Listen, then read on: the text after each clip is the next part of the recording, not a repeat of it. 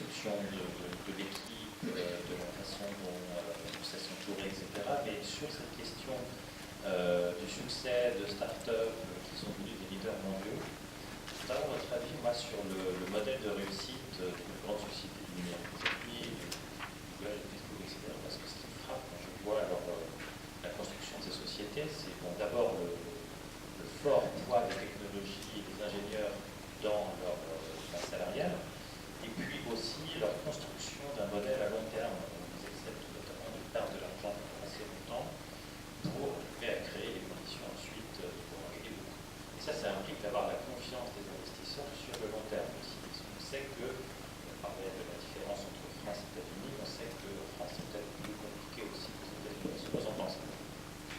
Oui, d'abord, les entreprises qui réussissent, telles que vous l'avez décrites, c'est des entreprises qui ont une ambition énorme au départ et qui paraissent souvent, pour des Français, démesurées.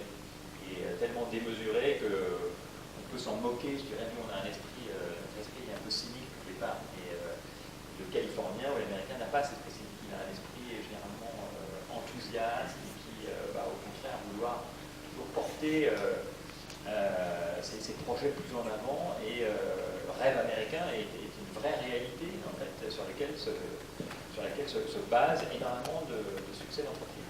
Donc déjà c'est ça, et le nombre de gens qui démarrent leur boîte, même quand ils ont 2 personnes et 3 lignes de code, qui veulent changer le monde, on le voit tout le temps.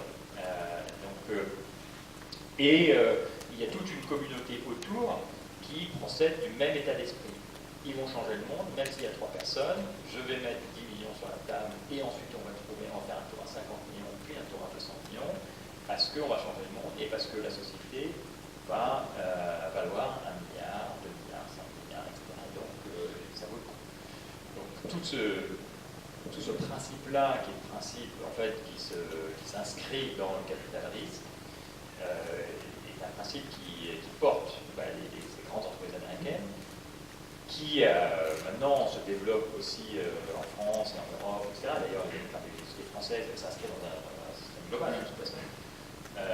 Mais qui continue à s'accélérer, je dirais, aux États-Unis.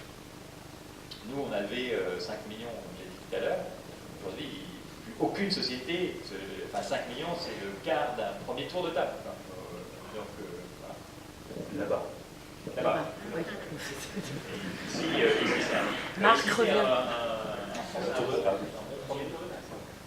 y a un autre aspect du développement des